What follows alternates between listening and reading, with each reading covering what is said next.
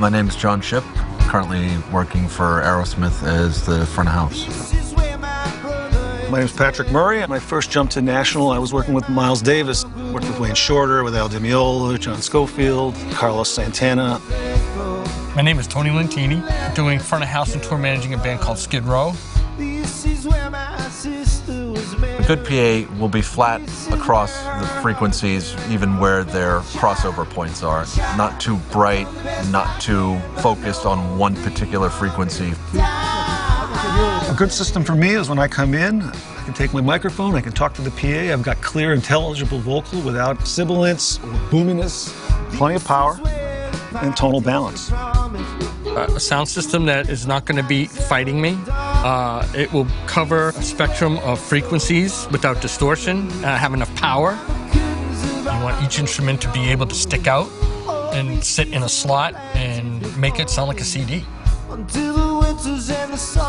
you're at the front of house position and you're not hearing what's not being covered, and if you don't realize that there's a hole, you could be mixing yourself into a box. Trying to mix a band in a spot that's supposed to be the best spot for you, and it ends up being a guessing game. You had to mix for the majority, but you couldn't please everybody. Bassy over here, but when you go over there, it's too much high end. The vocals could appear loud, but they might not be heard. It's nice to walk into a place and just have the PA sound good no matter where you are in the room.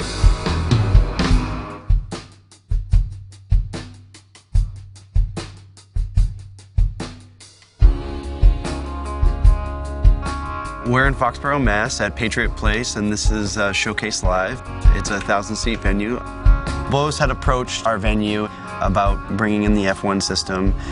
I was skeptical at first. I thought it was a very interesting idea. I didn't know if it would work. And I was like, okay, well, it's a pretty large-sized place. Are you sure you want to do this? Yeah.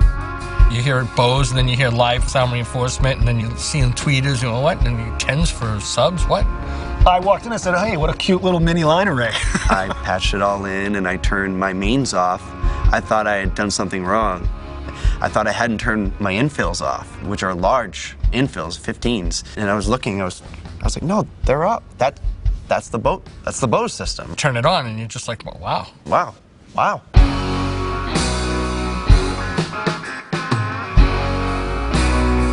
You can hear the snare right where you need to hear the snare. The guitar, the kick drum, the bass guitar, everything sits right where the pockets where they should be. The lack of surgical EQing I had to do was also very impressive. Minimal EQ was really necessary. It's really smooth right out of the box.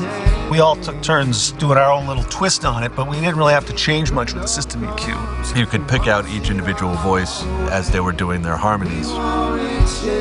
I could get almost right to the front of the stage and I still had vocal intelligibility. The high end never got too sizzly. I've had to work a lot harder on other systems to get the same result, that's for sure. It gives you a nice mix.